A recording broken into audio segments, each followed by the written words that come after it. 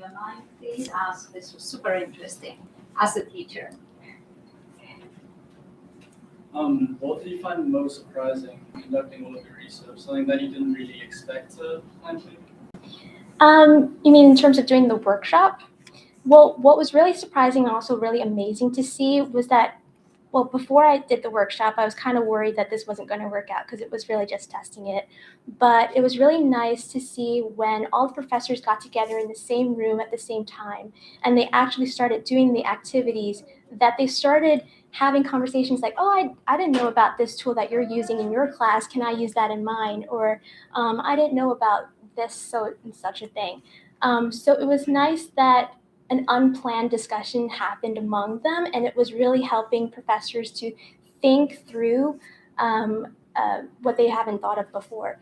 And also what I really liked from the feedback that I've gotten, that the professors appreciated that they didn't always have to use the internet or AI to come up with ideas, and that they said that they had the ideas already in their heads, they just needed to dig a little deeper, which I really appreciated that feedback.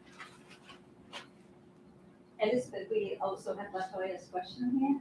I was curious, the ideas that the professors came up with, were any of them based on like remote teaching or like remote working with students?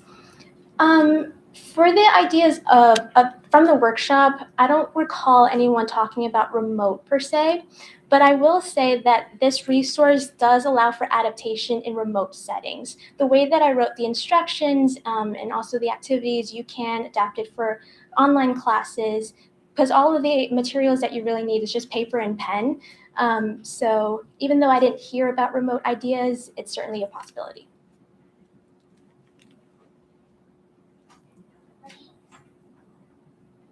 Thank you so much, Elizabeth. Fascinating. Thank you. Great, Professor Mineco. Over there. Yes. So next we have, yes. I am pretending to be Karin Medved right now. We have Haley, a fantastic student of Professor Medved's, and also I was the reader. I was the lucky reader, so I feel like part of it. Yes. May I introduce you like Karin actually wanted to introduce you, but she's not here. So hello, check that I do it right. I am so sorry not to be here tonight to help celebrate Haley's fabulous thesis project. Haley did an amazing job of exploring user perceptions of safety and corporate safety communication on the online dating apps or industry. Such a timely and fascinating project. It was such a delight to work with Haley. So rarely is a student so tenacious. Do I say it correctly? Yeah. Tenacious, yes. Talented and self-directed. I am truly impressed and know that she will only continue to succeed. This is my reader's comment. When I had her thesis to read, my question to Karin was, is Haley heading to PhD, to doctoral school? And she didn't yet know that that would definitely put you on that path. So Haley, welcome. Thank you. Haley.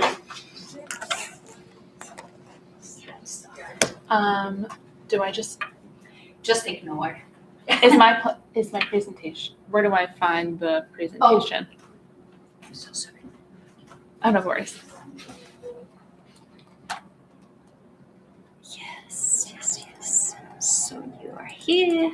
Perfect. So I put all your presentations actually on the desktop, and they are in the order from left to right. All right, hi everyone. Thanks so much for coming. I'm going to take you through my thesis project, which is titled The Trust Equation, Users, Companies, and Safety in the Online Dating World. So first, I will take you through the purpose for this study. I'll go through the methods, I will discuss the findings, and then I'll end with the discussion and the conclusion.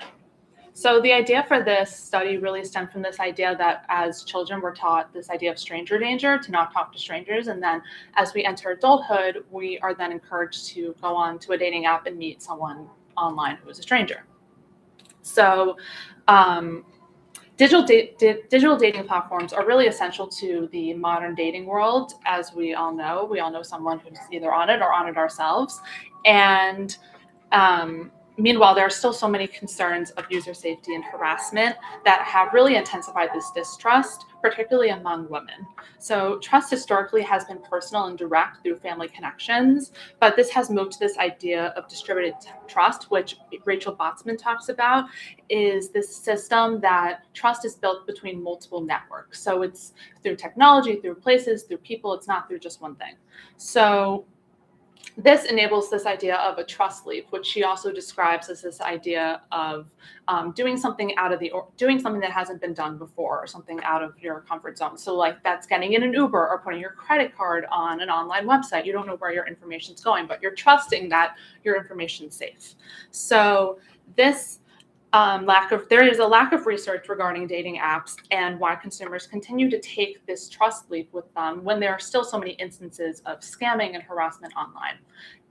As of recently in July, there was a man in California who was arrested for scamming users out of $2 million on Hinge, Tinder, and Bumble. So the findings from my research provide recommendations to communication professionals on how they can make these online platforms safer.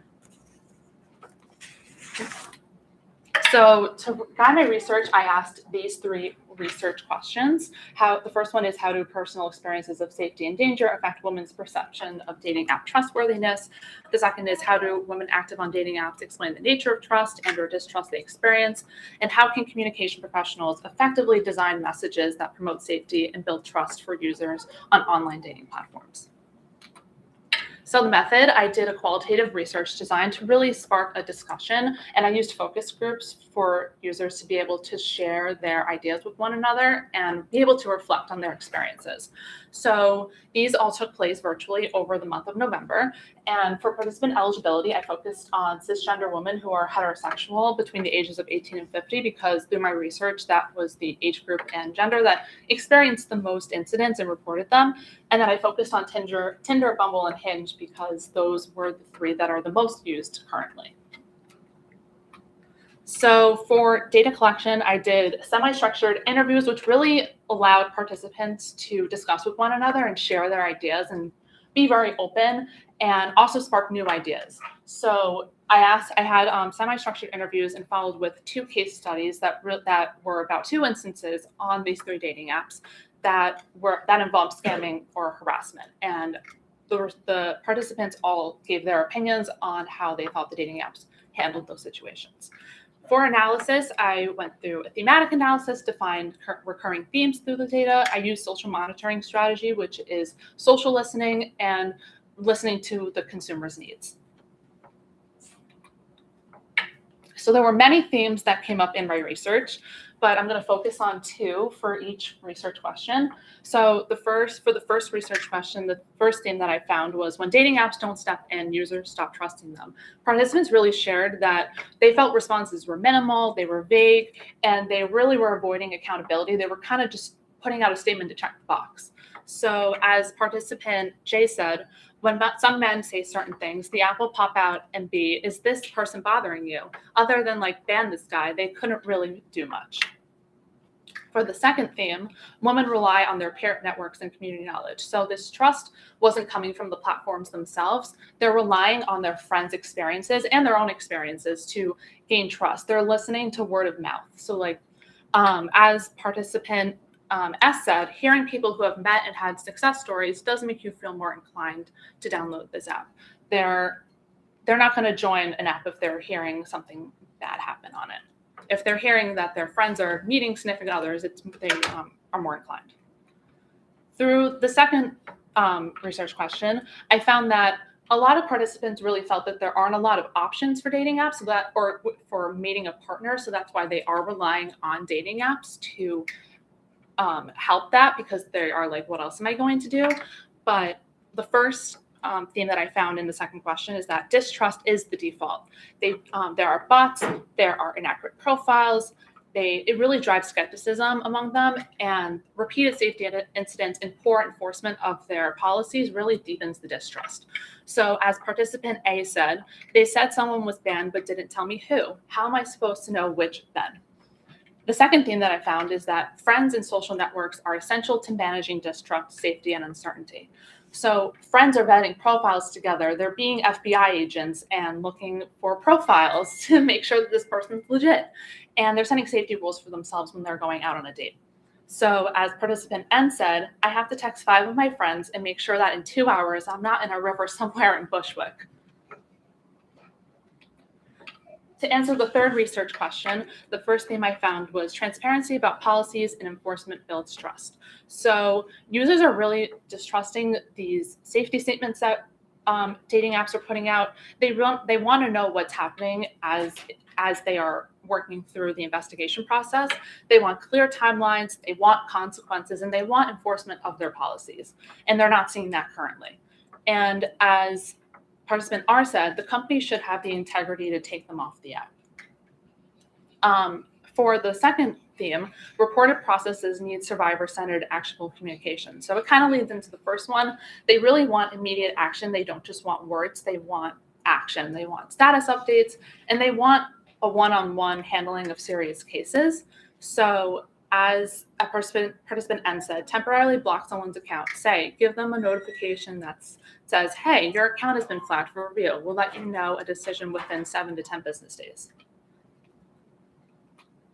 So the key findings are that since this thesis was really to understand women's personal experiences and safety and trust and distrust on dating apps, sorry, that's my voice. So it wasn't, so because dating apps are become an essential to the modern dating world, they're not forming trust from the dating apps. The findings in the research show that personal experiences and secondhand accounts are really guiding their trust on these apps. And when there are instances, well, first of all, that connects the idea of distributed trust, that they're gaining trust from multiple networks. They're not just gaining it from one place. And from the research, it also shows that communication strategies are really essential to have a clear communication strategy to enable to garner trust. They want to see action, and they want for these dating platforms to communicate empathy when they're dealing with these high-profile cases. So for practical applications, they want to provide transparent updates like reports, bans, and policy actions. They want clear, safer messaging, real-time check-ins, and empathetic language when communication professionals are putting out statements on incidents, and they want to educate users on risk and show some visible proof of enforcement of their policies. So in conclusion, trust from dating apps isn't just something that these apps get. It is built through women gaining and having risk, and these gaps in platform safety really show that safety requires action from them. They want accountability, they want empathy, and they don't just want reactive messaging. They want to see, these participants want to see the dating apps follow through with their actions. And as the dating apps continue to be an essential part of the dating experience, the recommendations I listed will help make them continue to be successful. And that's it.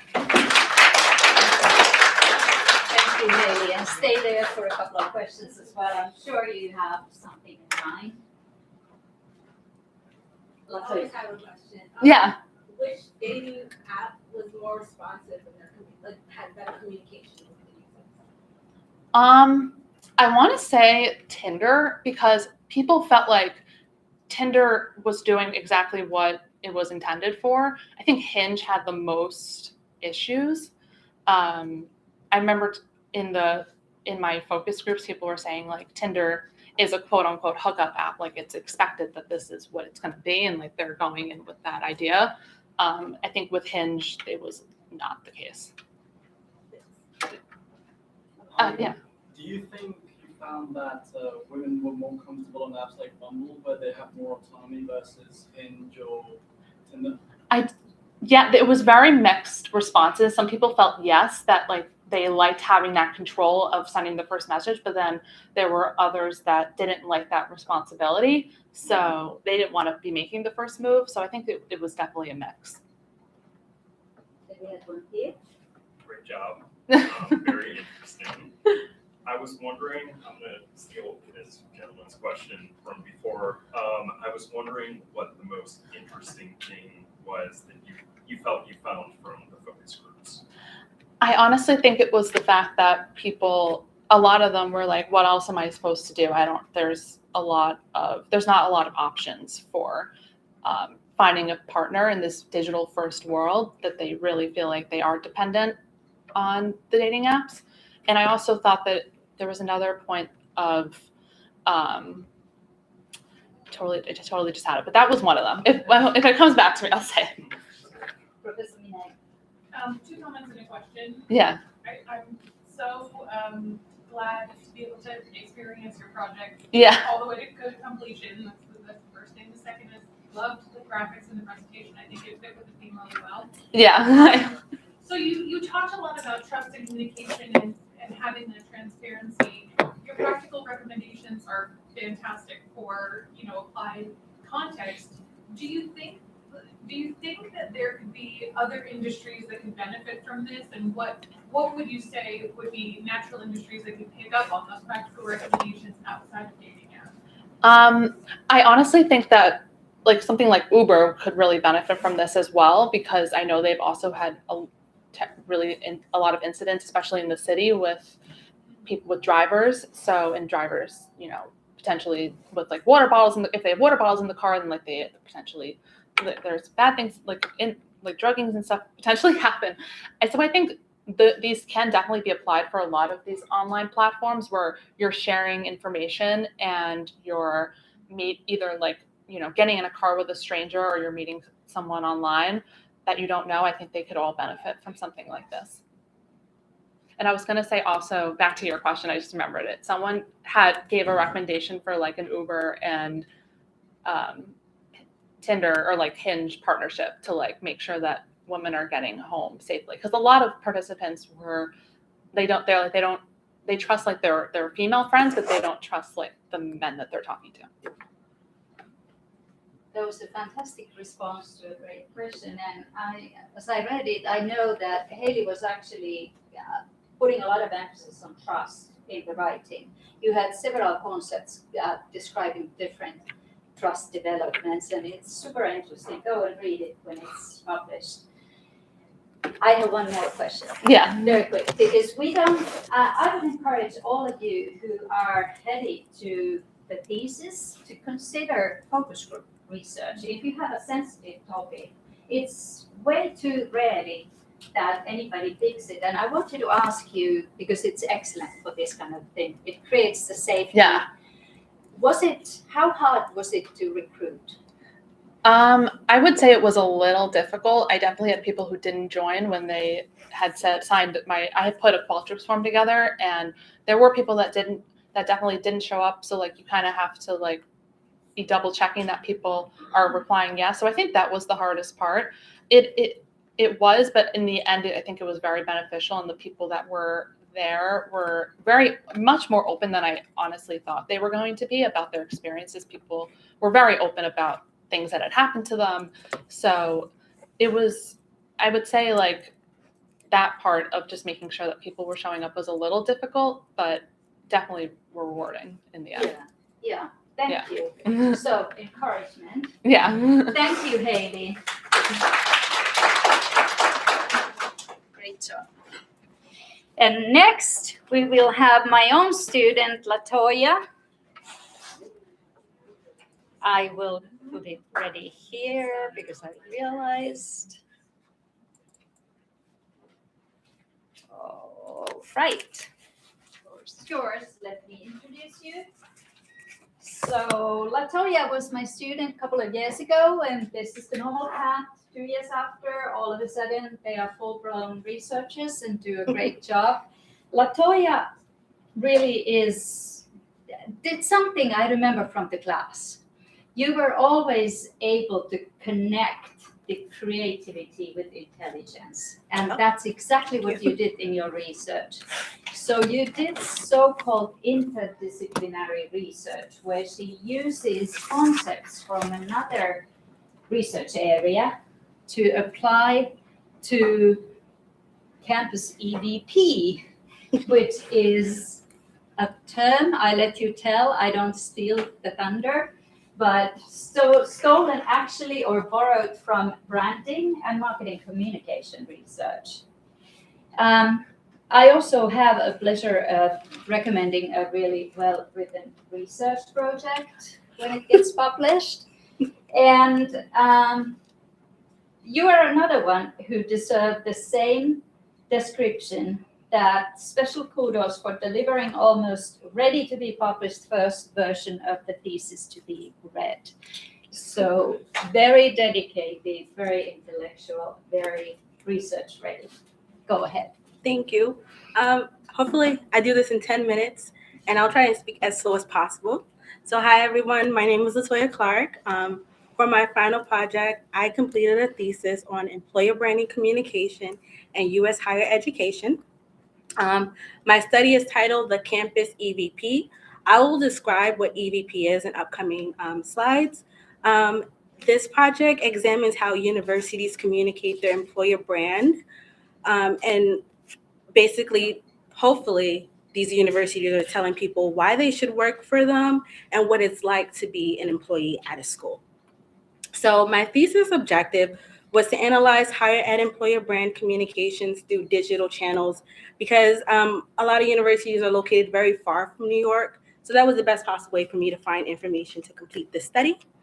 And I conducted a qualitative content analysis for this study across multiple institutions. I'll describe that in later slides, but the focus on the actual research method was to use brand storytelling dimensions that appeared across the different communication materials, and to see how often higher ed uses what I would consider to be more corporate or standard brand storytelling strategies, just to see if to put it this way, to see if higher ed has the capacity to recruit the same way corporate employers do. For my literature review, I started with foundational research on value propositions. So in higher ed, there are two value propositions: the student value proposition, which is the SVP, and that's focused on how institutions recruit students, and the EVP, which is the employee value proposition, which is focused on how institutions recruit faculty and staff, or how we hope they can recruit faculty and staff.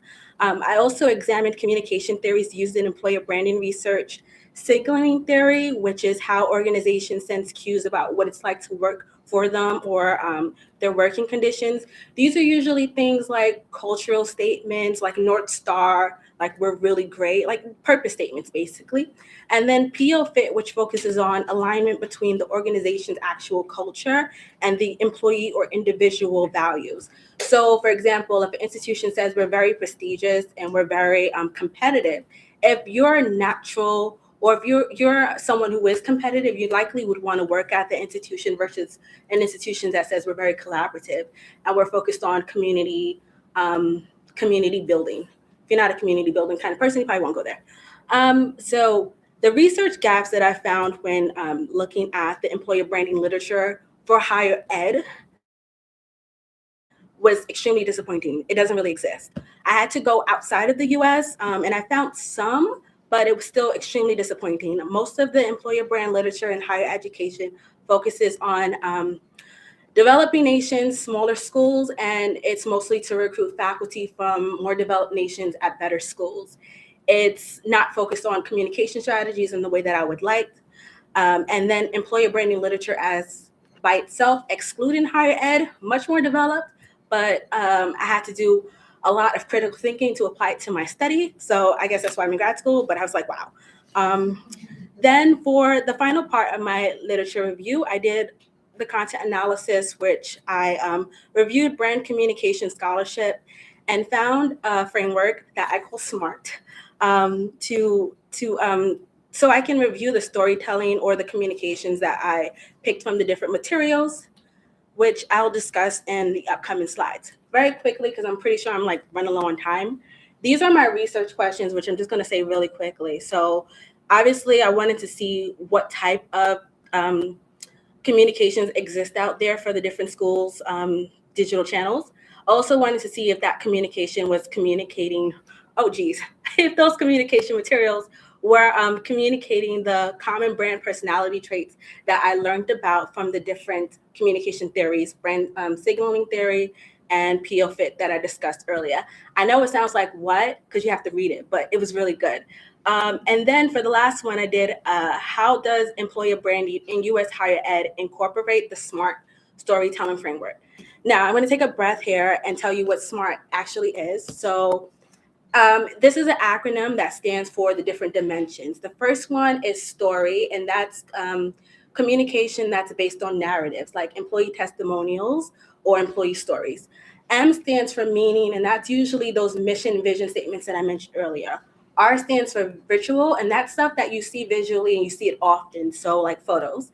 And then T stands for transmedia, which I define, because I modified this for my study, as any communication that exists outside of the primary digital communication channel. The primary digital communication channel is the website. For transmedia, that would be social media. You see, I put it all together. Whew. Okay, so for my methods, like I mentioned earlier, I did this across multiple institutions. I'm just going to go into sampling really quick. So I decided to look at institutions across the 4 different major regions in the U.S. I selected schools based on the size of their website, and also the fact that they were research institutions only. I did consider selecting institutions based on how many faculty and staff they employed, but I learned that when I did that, I was excluding some really good schools, and looking at that wasn't a really good idea. For example, I wanted to consider the University of Chicago, but the University of Chicago had a very, very small website compared to a different school in the Midwest. So the sampling criteria was institution type, research based, the size of the website, whether or not they were in one of the specific Northeast regions, and also if, because we'll get to that part, if when I started to do the coding for my project, that they met at least 2 of the dimensions that I mentioned earlier. So this is a mock-up from AI, so it's not as great as the actual materials that I pulled. But to do the project, I downloaded, screenshotted different parts of websites. And then I went into the coding, which is I looked at looked at my materials and decided where was I finding content that was either story-based, meaning-based, ritual, or transmedia. For this example, I pointed out that this is obviously something where you can see a lot of meaning, right? But also implied in this is ritual, because I asked AI to show me faculty working, but it showed me students. But imagine this is faculty working. A lot of the materials that I pulled, they had images of a faculty working, or regular staff doing administrative roles, or like people who work in cafeterias, how that looks. And that's really important for somebody when they're trying to figure out, where do I fit if I want to work in higher ed? One school even had people working in tech, which I thought was great, because recruiting in tech is so hard because you're competing with more well-known companies. This didn't come out that great. But another, dimension that I noticed in some of the materials was story. So story, like I mentioned earlier, is more narrative content like employee testimonials. This is obviously implied because this is somebody's quote about like working at a fake institution, even though it's very close to a real institution's name. But what's also implied here is a transmedia because it's from social media. Now, the reason I pulled out meaning and I pulled out story is because I was coming to this slide where I was going to tell you guys my findings. Unfortunately, because higher ed employer branding is so bad, I mostly found materials where I saw meaning and ritual a lot. But I did not see story and transmedia. And I thought, oh no, this is not great. But then I remembered I did a literature review, which told me that it really wasn't a lot of employer brand in higher education research. So I pretty much validated that, but then I also learned that if you were to say there was some research in it, institutions are very good at writing great value statements, like really good at writing those. And they're really good at getting their brand photography, mostly because a lot of that is what they use for their student value proposition communications. But, they can still do it for the EVP, but, better. So for my discussion, I tried to think about what did I contribute to the literature, if at all.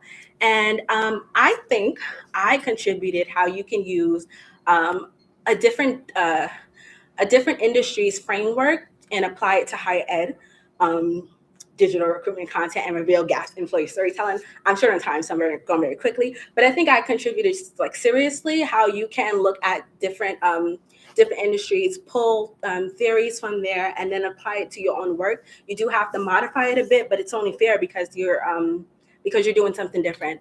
And then for future topics, and this was brought up when my thesis was reviewed, were there research about faculty versus staff recruitment? I didn't see that. Was there research about IB versus non-IB institutions? Disappointingly, I didn't see that either. But there's opportunities for people to do that. And actually, I'm done. So thank you. Thank you, Latoya. She's so fast that you realize what she said 2 seconds afterwards, right? Hey, there is still time for questions. And please, Latoya, stay here. Yes. What would you like to touch on that you didn't get to touch on just now? For the presentation or for the actual study? The presentation. I wanted to show you guys the SMART framework. That would have been my question. Oh, To show it. I wanted to because That's interesting. thank you. The original framework didn't have these definitions or these indicators. And because I mentioned that a lot of higher ed communication materials didn't have all of the dimensions, I had to really think about how I was going to define this and what were going to be real indicators. And I was also super disappointed when I was doing the study to learn that there wasn't a lot of virtual or transmedia, that at one point I was just I'm just going to take it out. But then I decided not to do that because I'm doing a study to see what's there, not to prove what I think is right. And it would only just make sense if I really did write something and let people, if they were curious, to see what exists and build on it. So if I had more time, I would have probably talked about this some more. Thanks for asking. Thank you for demanding that. Any other questions, Professor Mine? Again, it is so lovely to be able to see a whole story come to fruition here. I'm astonished by how much you were able to create in such a short project. I think you've actually created an entire career for a potential academic, to go and spend studies and studies on, which is really exciting. So you created SMRT. This is your... I didn't create these dimensions. So story, media, visual, transmedia existed, but I created everything else. But putting them together, yeah, this is an incredibly valuable piece that companies can use, that organizations can use for not just academic, but I don't really have a question here. I'm just saying super kudos, because this is a massive amount of work in a small project that can launch entire careers towards this endeavor. So just really well done. Thank you. See, you're right. That's why I mentioned creativity connected with intelligence. And this was a very creative work. Thank you. Thank you. And now, congratulations. Thank you. So now we do have Professor Yori and Juan Chu. And that will be very interesting as well. I was happy to be the reader, and I am happy to be a big fan of K-pop. Right. Hi, everyone. It's my pleasure introducing Hwan Chun and her study on dialogic communication and digital fandom, the role of K-pop in shaping global artist-fan relationships. So in the past decade or so, and more recently, we've been seeing a huge rise of K-pop and K-content from South Korea, all across the world and in the US. These contents have gone viral, and I think you've heard of BTS, K-pop Demon Hunters. All the kids were dressed up as Rumi this Halloween, and there are girl groups and boy bands on the screens in Times Square. So K-pop is a big deal today, and what Hwan-Chun does is she looks at online communication dynamics between artists and fans by looking at this platform called Weverse, which actually is specialized for fostering this fandom across the world. So she will explain how this culture went so viral and global. And Hwan-Chun has put in a lot of work into this in the past year. She has done independent studies, she's written this, and at the same time, she was my grader for this big, huge jumbo class, and she's working. So please congratulate Hwan-Chun on her big accomplishment, and I hope you enjoy her presentation. Thank you, Professor Yang. Okay, so for my finals project, I focus on digital communication and digital fandom, the role of K-pop in shaping global artist-fan relationships. So before I begin, I would like to acknowledge my positionally as well, and I'm also a K-pop fan. So through K-pop, I was introduced to Korean culture, began learning the Korean language, and formed friendship with people from diverse cultural and national backgrounds. And this experience motivated my academic interest in how digital platforms enable cross-cultural connections and sustainable relationships. And rather than shaping my conclusion and dispositionally encouraged me to examine artist-fan interaction systematically and critically through communication theories. So over the past 2 decades, K-pop has expanded from a regional music genre into a global culture phenomenon. However, its success cannot be explained by music itself. Instead, K-pop represents a sophisticated system of media productions, branding, and digital communication. And what distinguishes K-pop from many other pop industry is the central role of fandom. K-pop fans are not just passive consumers, they organize streaming projects, voting campaigns, charities initiatives, and coordinated social media promotions. And concerts became collective rituals with fans' charms, light stick, and synchronized participation. Even fans who cannot attend the concerts physically, and they still can participate through live streams and online communities. And this practice reflects a broader shift in media culture. Fans are no longer just audience, but active participants in meaning making, identity formations, and community building. So, and this raises an important questions. How does this interface artist-fan relationships build and maintained in digital environments? So, to answer these questions, my study draws on two key theoretical frameworks. The first one is digital communication, and the second one is computer-mediated communication, short of CMC. So according to Kenton Taylor, dialogic communication is any negotiated exchange of ideas and opinions, emphasize communications give and take. Unlike one-way communication, which diverts a single message, dialogic communication fosters understanding and opens up new possibilities. And they identify 5 dialogic principles. The first one is dialogic loop. The second one is usefulness of information. Third is generation of return visits. 4 is the ease of interface, and the last one is conversations of visitors. And this principle provides a framework for analyzing how artists and fans build and maintain relationships online. And the second framework is computer-mediated communication. So according to Alsto and Yosefov, digital communication is the process by which a source using an interactive channel sends a purposes, binary program, graces, measurable, wide accessible, and reiterated message to a destination that has an unlimited opportunity to provide feedback. So in K-pop, CMC enable artists to interface with global fans in real time through posts, comments, live stream, and translation features, creating immediacy, accessibility, and emotional closeness together. And these theories provide a lens of analyzing how digital platforms shape the depth, tone, and relationship of artist-fan relationships. And moving forward to my research question, this study addressed 2 main questions. how do K-pop artists use different platforms to communicate with their fandoms? And how do fans interpret and respond to this dialogic communication practice?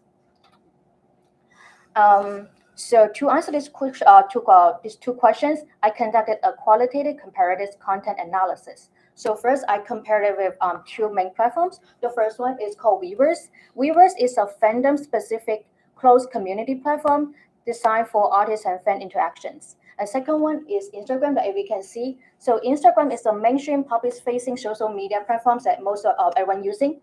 And in terms of my targets, I analyzing the 4 K-pop artists. The first one is 17, is a boy idol group. The second one is Baby Monster, a girl idol group. The third one is Lee Sung-kyung, is a female actor. And the last one is Kim Myung-soo, short of L, is a male actress and idol at the same time. So in terms of my data collections, I collected posts between January 2022 and December 2024. So in total, 7,638 posts were analyzed across Instagram and Weverse. And I categorized each post by basic content types like photos, videos, or text, and by purpose, commercial versus non-commercials. And then I apply simple the qualitative codes to identify the tone, relational features such as the personal disclosure, emotional expressions, and daily life shaping, multilingual communication, and direct fans engagement. And this code helped me compare how artists use each platform to assess difference in communication style between Instagram and Weverse. So here we can see that, and all these slides shows that all 4 artists have a significantly yes. So this slide is showing all 4 artists have significantly larger Instagram followers and than the Weverse. But however, the difference reflects the platform itself because it's the function rather than the popularities. So Instagram attracts a broad public audience, which everyone can use it. But Weverse functions as a fandom-specific phase, which higher concentration of the fandoms. So only the fans who is really passionate and showing support and love to the artist will follow their page. So that's why the follower is much more smaller than the Instagram. Why they have all the branding collaborations there with the stylists or whatever they're facing the public images. Okay, so moving on, I was also comparing the Instagram versus the Weverse. From the pictures we can see here, the left side here is the picture screenshot from the Instagram pages, and on the right side here, that is the pictures from Weverse. So on Instagram, the posts are dominated by professional photos. And we can see there's a magazine shirts, the comeback t-shirt from the artist, the concert stage, and the brand aligned images. And communication on Instagram is largely one-to-many, which means they're focusing on visibility, branding, and commercial identity rather than the direct communication with the fandoms. And in contrast, as we can see on the right-hand side here, on Weverse, they reveals a very different communicative approach. So artists post a very casual selfies. They share their daily life moment, the short thank you message to fans, and emotional updates. And importantly, they often reply directly to fans using informal language, emojis, and multiple languages. And this creates a fan-specific relational environment rather than a promotional environment. And the next slides, I'm going to bring out some example that I've got from the Weverse. So this slide is very interesting as the 17th leader, as Coops, invited fan to play a game online with him and creating a shared participation experience. So this is a very obvious example that shows the dialogue communication from this artist who invite fans to play games all together. And this interaction created a shared participationally, but alongside which really strongly reflects the dialogical rule and mutuality in these interactions. And second one here, this is the example from the actress and idol L. So L frequently posts the diary style updates on Weverse and replies directly to fans in Korean. We have English here, and we have the Chinese here. We have so yes, mainly Chinese, Korean, Japanese, and also in English. So here we can see this this multilingual response reduce the cultural and linguistic barriers, emotional closeness with global fans, and this finder revealed the clear and consistent contrast between Instagram and Weverse. So here, cool. So here is my discussion. So the communication patterns across Instagram and Weverse reflects dialogic communication theories. So audience invites fans to respond, ask questions, recommend games, or share opinions, and they provide useful personal updates such as health conditions, daily routines, and emotional reflections. And frequent posting encourage fans to return regularly, which built-in transition tools reduce language barrier for global audience. And this interaction fosters mutual presence, emotional closeness, and trust, which are the core elements of dialogic communications. So in conclusions, this study shows that K-pop's global success is deeply rooted in digital dialogic communications, and Instagram function as a public-facing branding-oriented spaces, while Weverse operate as a relational program designed to foster closeness, dialogic, and participatory fan engagement. And by strategically using platform-specific affordance, artists separates branding from bonding, allowing fandom intimacy to flourish in space designated for dialogic community. And more broadly, this research highlights the importance of platform content when analyzing the digital fans culture and comparing relationship building in media environments. So ultimately, all this add up together. K-pop's global success is deeply rooted in digital communication, mainly dialogic digital communication, not just the cultural export as we always mention. So, yes.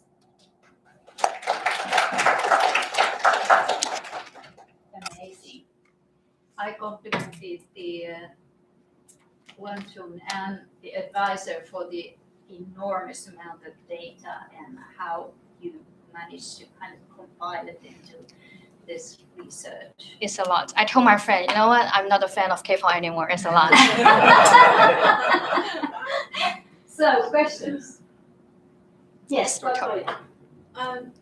If I understand this correctly, so the K-pop bands or the idols, they own their Weverse accounts and they respond directly to their fans? Yes, this is the one of the main features that I was highlighting as well. So I was not really mentioned directly during my presentation, but for Instagram, while the idols or the brand or the band, they have their Instagram accounts, but mainly they only have one Instagram, one group per Instagram, and then managed by their agency most of the time. And when they are in Weverse, they have their the page, one page for the whole group, but in each page, each member can post their own post under their name. They have their own access. I asked because I don't know a lot about K-pop, but I did think, or at least I know, I don't know, right, that they're highly managed. Yes, it is. Especially Instagram, as I mentioned, is very for public images building.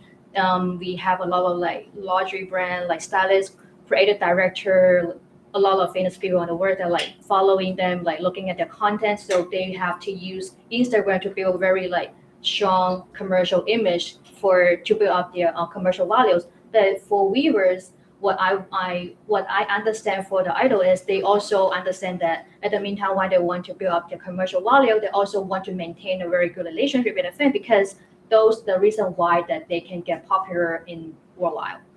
I have one more question. So you can download Weverse here, or is that? Yes, you can download Weverse, and they support. They have a multiple language that you can do auto translation and add directly. Yes, Amber. Hi. Great presentation. Thank you. I wanted to ask if you feel as though K-pop would be as successful without Weverse, and Well, if not, what would you recommend? It's a very interesting question because Weaver is a new app that just launches this year, especially right after the pandemic. I just feel like because of the pandemic, the agency, also the launcher of this app is one of the agency in factory South Korea. It's called HYBE, one of the very great agency for idols productions. I just feel like this company, they found and they smell the benefit of building an online relationship because during the pandemics, no one can go out. There was no physical concert. There was no any of the on-site show, whatever, so that they can build connection. They can connect with the fans, but they were able to do online streaming and they were still able to maintain a very tight or even closer relationship with the fandoms. So that's why I feel like Weaver was lunches right after the pandemic. It's a more closer community with the fans, so it's gonna be expanded. And without Weavers, I feel like it is still going to be grow for K-pop, but will be not that much as successful as right now because Weaver just has so much like great feature, auto translation, and then each member they can post their own poll instead of grouping all together. With that person. Yes, more personal feeling like, hey, you just like seeing your friend inviting you to play games together. Hey, let's play a game. Or like, hey, today I feel sad. Hey, today is cold. Let's get some more codes on it. So it's a very close relationship. You are not feeling like you are communicating with a celebrity that you cannot reach, but you are talking with a friend, but it's not right next to you. Based on your research, it definitely is a very special, very relational, personable relationship with the fandom, and I was stunned. I had no idea before I read your work. Yeah, I was. I recommend pulling out the work as well. Thank you. Congratulations. Michael.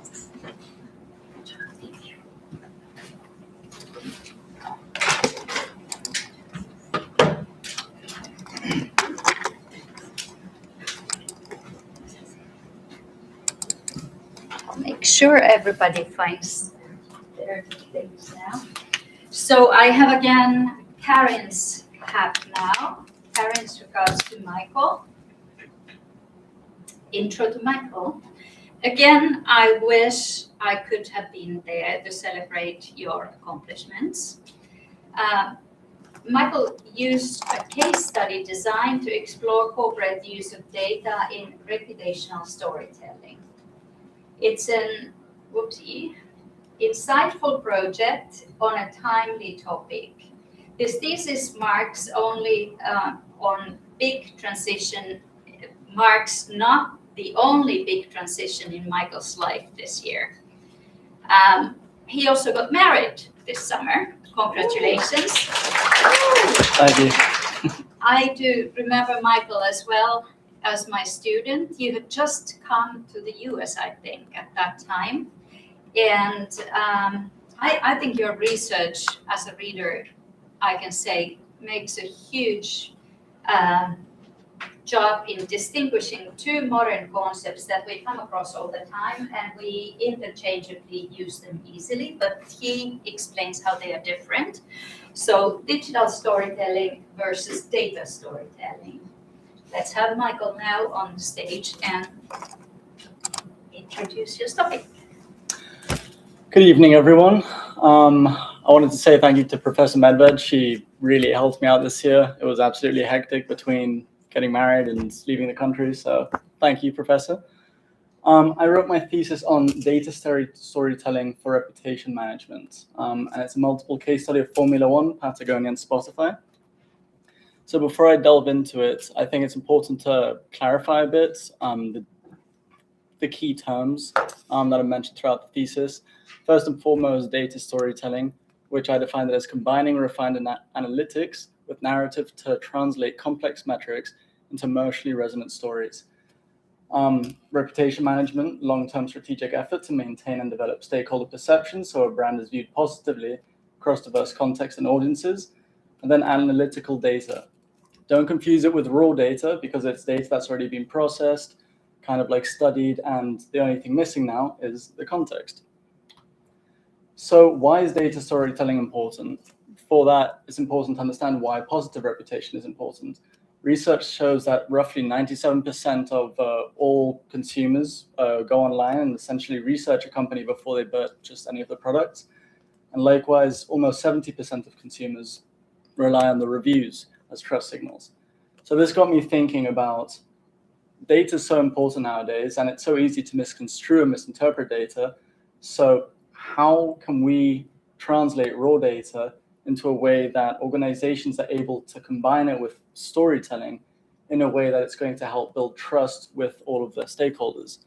So from that, I was able to essentially form two research questions.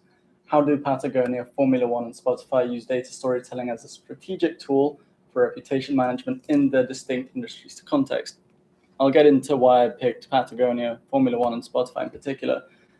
And then the follow-up research question, in what ways does data storytelling enhance stakeholder trust, credibility, and perceptions of authenticity?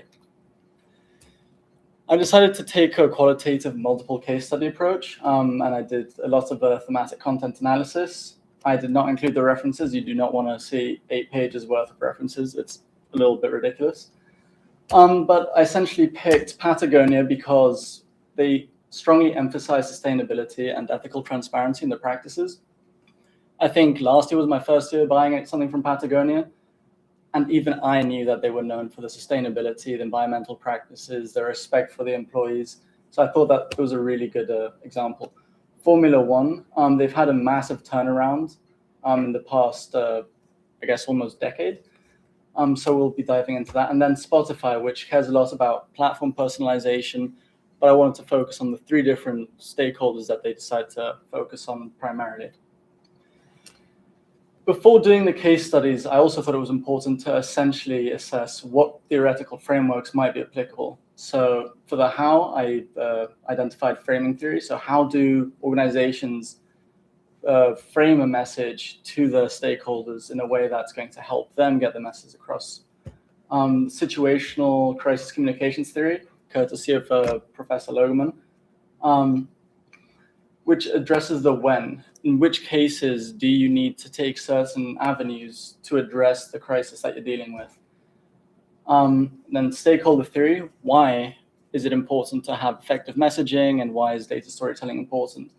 Because back in the day, shareholders were the sole focus of businesses.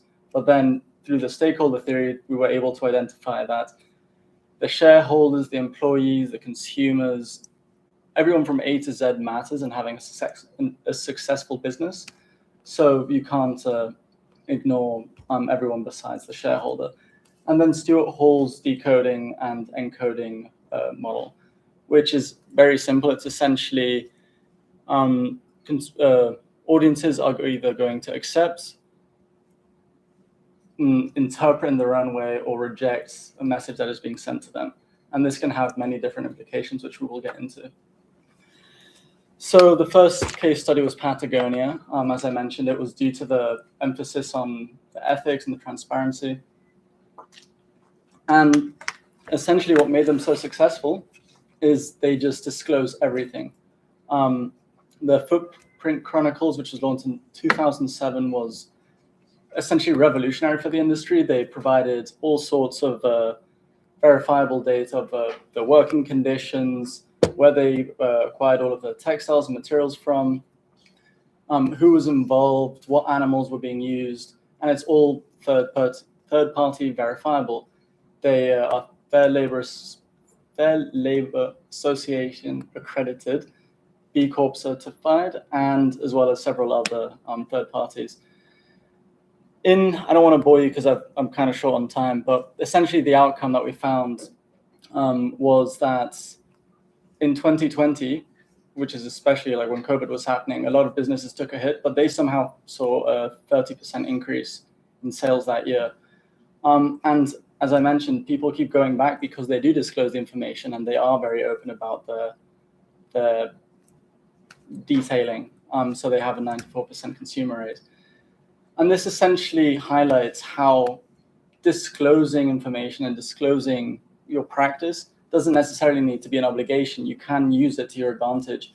And here's a little screenshot I took from the Patagonia website. And each link, I'm not sure if you can see it from there, it takes you to a different website of Patagonia, is essentially kind of validating everything that I've argued now and everything that they argue.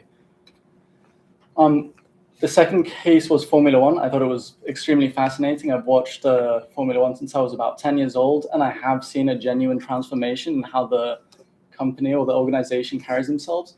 It used to be considered inaccessible, elitist. You had to have money to be able to go to the racetracks. So then in 2017, Formula One partnered with AWS, Amazon Warehouse Services, and essentially they utilized AWS to collect all of these copious amounts of data to then be able to provide real-time statistics and information during the races that were genuinely very interesting to viewers because it wasn't accessible back in the day. or at least not to this degree. So a couple pictures here, the braking performance. Now after a couple laps, they're able to determine how long it's going to take. The tire wear, tire temperatures is really, really fascinating. And I think what was the biggest transformation for Formula One in particular was the Drive to Survive Netflix series. For those of you who don't know, it provides an inside perspective of a full season of Formula One. And it kind of gives you a more relatable, genuine connection with the sports rather than just seeing, like, oh, so-and-so ended up first, so-and-so ended up last. So it does give you context. It does kind of like bring out emotion. And it was really fascinating to see that the average age, I didn't include it, was, I believe, 40 years old for the viewers of Formula One. And they found that after being acquired by Liberty Media in 2017 and launching the Drive to Survive Netflix series, they had a huge increase in viewership between the ages of 16 and 35 years old. So it's kind of like humanizes the data that you're just seeing on the screen in a way that you're able to find more relatable or more contextualized. And then Spotify. Everyone's heard of Spotify, and Spotify Wrapped is kind of what's stood out the most in the past years. But I did want to explore the 3 different levels that they address. The user level, the Spotify Wrapped, so thank you. So the listeners know, they get insights and they get details about like what they've listened to, how long they've listened to, and they turn it into a way that they can share that with friends. For the artist level, artists felt that they weren't getting enough information from the listeners of the listeners. So then they essentially did Spotify for Artists, which is also wrapped, but they're doing it in kind of like a reciprocal manner, showing how many people listen to certain songs, which countries were listening to certain albums the most, and then corporate level. I had to do a little bit of deep diving for this, but Spotify does have a very well done kind of like corporate addresses every quarter. And they do use a lot of data storytelling in the presentations to kind of contextualize it for the employees and the stakeholders. So really quickly, what did we find? Patagonia focused on accountability and the impact of the practices. Formula One emphasized on drawing emotion and exclusive insight into the sport. And then Spotify really focused on the community aspect of music and giving individuals the ability to personalize it.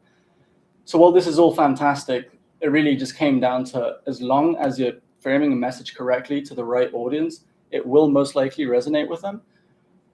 But you need to always be aware of the fact that people are they've lived their own experiences, they've read their own books, so they see the world a certain way. Simply because you're telling them and you're explaining it doesn't necessarily mean that it's going to be received as such. So what works? Everyone's favorite word, synthesis. Essentially, you need to construct stories and narratives that really resonate with your particular audience that you're trying to impact or touch. It's important to also integrate evidence and emotion. You can't just say, this is the data, you need to believe me. It's important to provide context. And then you can read this, I'm out of time, I apologize. And then in short, what matters? Context matters, authenticity matters, and listening to your stakeholders, consumers, bosses, everything matters to really be able to deliver the best product you can for them. Thank you. Thank you, Michael. Any questions? Yes. I have one. I'm actually Latoya's older sister, but I also worked at an MBA and I'm the director of data strategy, Comm. And what you touched on in research is very interesting because we're in a conundrum right now where we're collecting data, stitching it together, trying to figure out like our audiences, who we want to engage, et cetera, because we have a bunch of different use cases, right? More like a few months ago, I was in the marketing department before category org, and one of the things that our commissioner had mentioned to us was like, hey, a lot of the big marketing campaigns that you do that's full of emotion and impact, you kind of gotta kill it because price, right? So I guess for you, in your research, I was happy to see Formula One, but I wish you would have focused on the NBA, but it's okay. It's cool sports, Formula One. But I guess my question is around, one, your thoughts on the best storytelling that you've seen from like the research that you've done? And then two, in your research, what do you think is the most impactful? Is it the strategies where we are more so going after emotion and impact versus like being informational, because we're still trying to figure it out? Thank you for those questions. I wish I'd had like 5 more minutes to be able to like delve into some of the more interesting things rather than just like a quick little subtopic. But sorry, your first question was what strategy did I find the most effective? Yeah. I think it's kind of like what I was trying to emphasize in my thesis is that it is very much like industry dependent. Mm-hmm. So for example, Formula One, they were kind of like falling off, they were losing some viewers. But at the same time, they knew that the viewers they wanted to bring in was the younger generation. So what does the younger generation do all the time?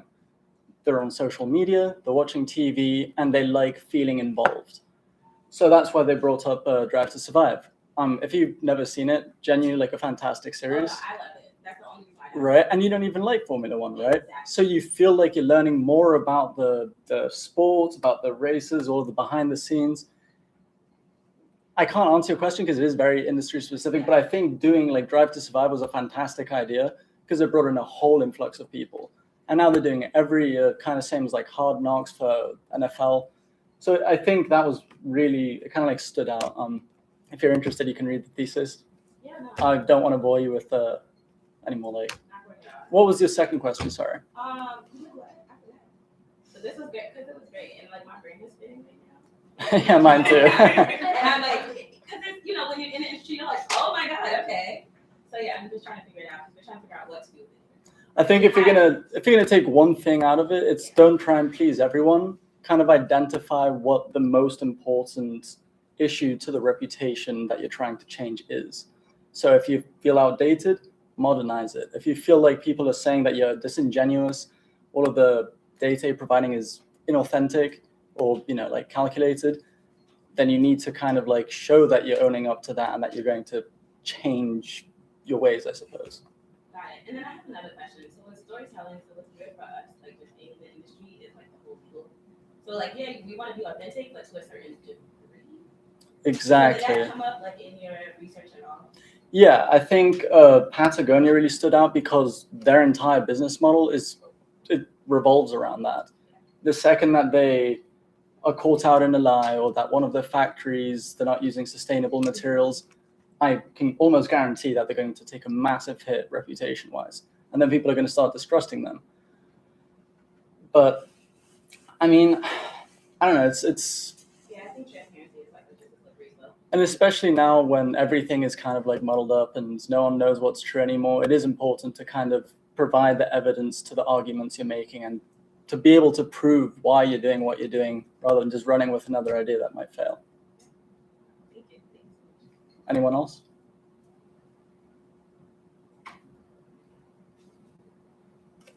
Thank you very much. Thank you, Michael. I think you nailed it, that now that we can't trust anything anymore, what's moving out there. With the kind of importance of companies speaking the truth is getting more and more important. Now we have John. Do we have John here? Yes, fantastic, because I know your professor is Davis, and I didn't see him here, but I know that Yuri, you actually read John's. Yes. Will you do the introduction? Yes, sure. Fantastic. There we go. Congratulations.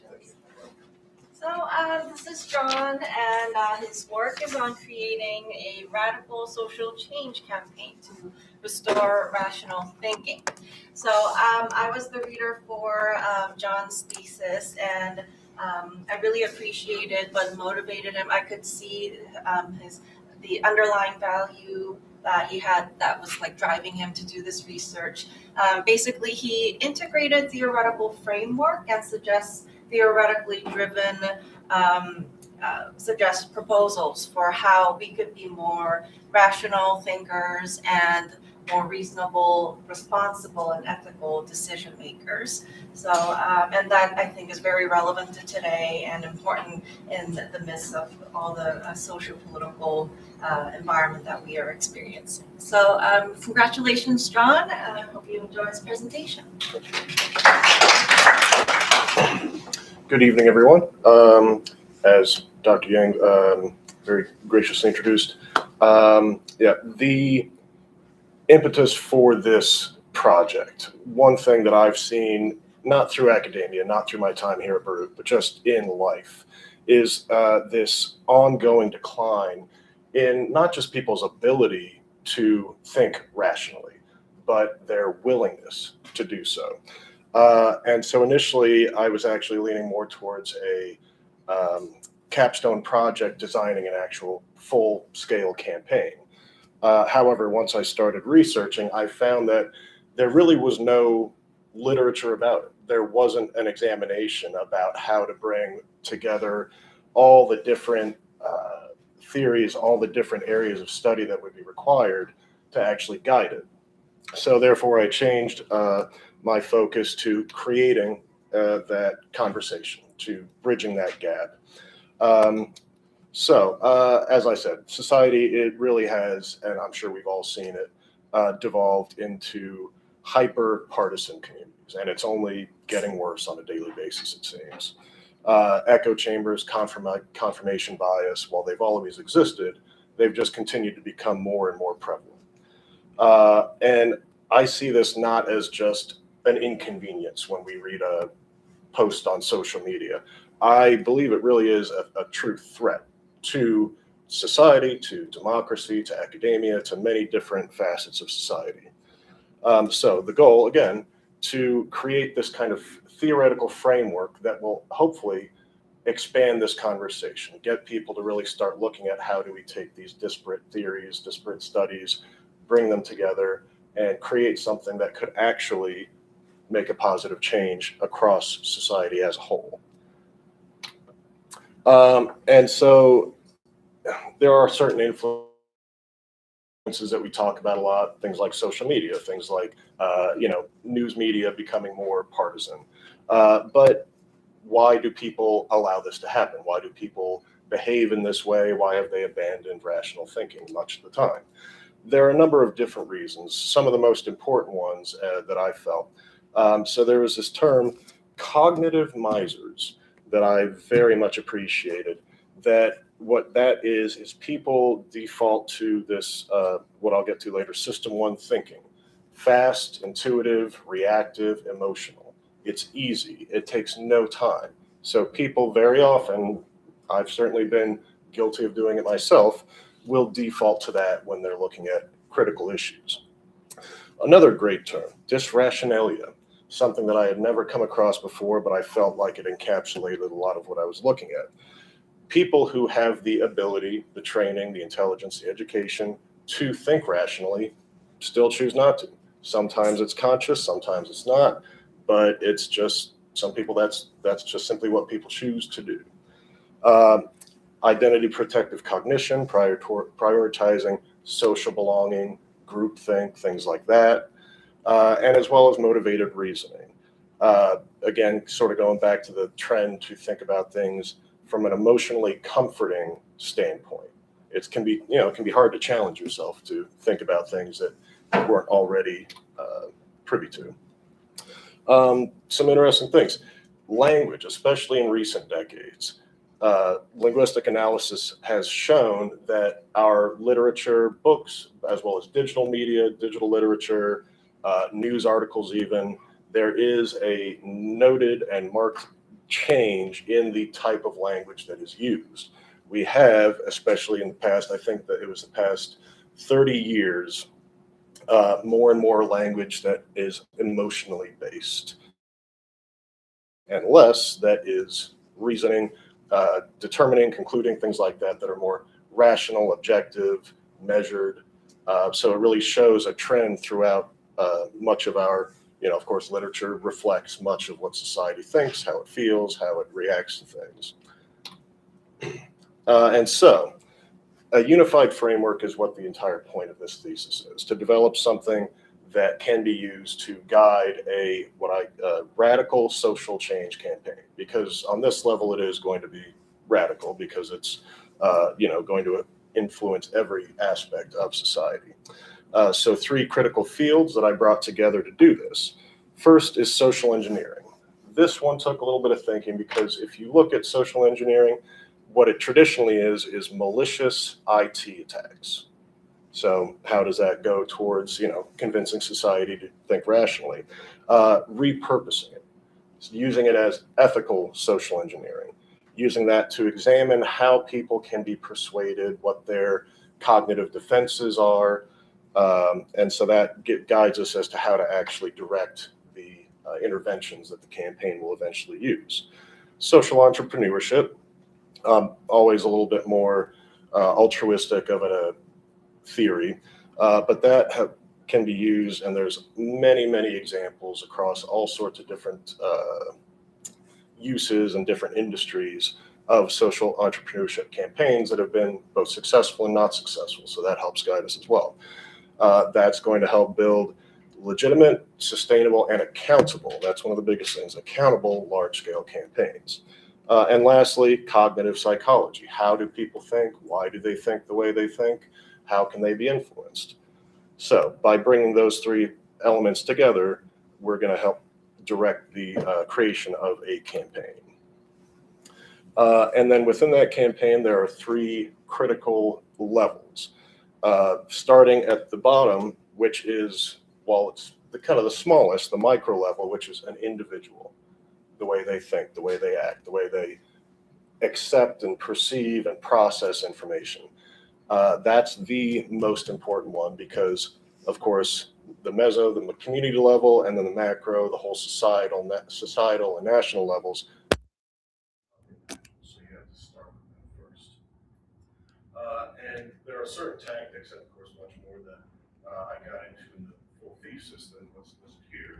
But for the micro individual level, you're looking at training modules, exercises, things to try to get people to recognize and understand how they're thinking, why they're thinking that way, and to direct them to perhaps, hopefully, not direct, persuade them to maybe start thinking it slightly differently, more rationally.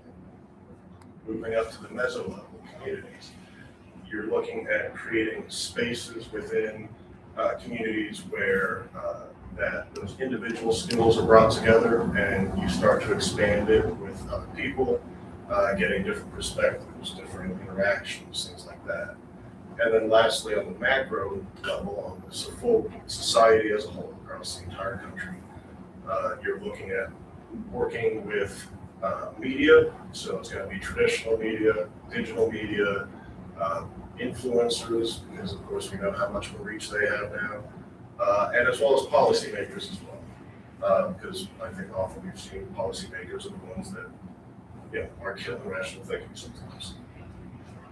So going back to the most important level, the micro level, the inoculation theory, looking at it as almost like getting a vaccine. So you're going to expose individuals to small, manageable doses of obvious misinformation. You're not trying to sneak anything by them. Present it to them, provide refutation so that they can see that something is in fact incorrect. And this is going to help build a resistance to misinformation, disinformation, things like that. So that's one of the very first steps at that micro level, to start preparing people mentally to be persuaded and to accept what the rest of the campaign is going to present. So overall, while I've been talking about, this might seem somewhat contradictory, I've been talking about the micro level, individual level being most important because that's where we're going to have to start with the campaign. But rational thinking also needs to be reframed. While it is an individual skill and individual trait, it needs to be looked at by society as a public good. This isn't just something that I do or you do. It's not just something that I do when I read the news. It is beneficial and positive for all of us, for our entire society, for the entire country. So we need to put work in to change the mindset of how we look at rational thinking and make it that kind of almost not just a public good, but almost a civic responsibility for us to actually employ rational thinking every day. And hopefully in doing so, that will help people to be attracted to the idea of doing that themselves. And future research, we are going to be looking at both empirical testing to see what works with real world campaigns, as well as technological, particularly if you're looking at things like social media algorithms that we all know direct us in often negative ways. Thank you. Fantastic. Thank you, John. Questions? Yes, I knew it that our chair will ask, but let's start with Michael. Fantastic job. That was really, really fascinating. I mean, I thought about it, but I've never thought to do it intensely. But I'm curious, out of your full diagnosis, what would you say assumed is the greatest threat towards rational thinking? I think that of all the other literature that I read, all the other research that's been put into more individual areas like that, certainly social media, in particular algorithms, I mentioned that word, and particularly in social media, but also throughout digital media, digital news production, things like that. We are directed, towards certain content. Even back in 2018, I want to say, where Facebook found that one of their algorithms was promoting outrage, actively promoting, directing people more towards it, and they were reluctant to do anything about that because it was pumping those numbers up in a big way.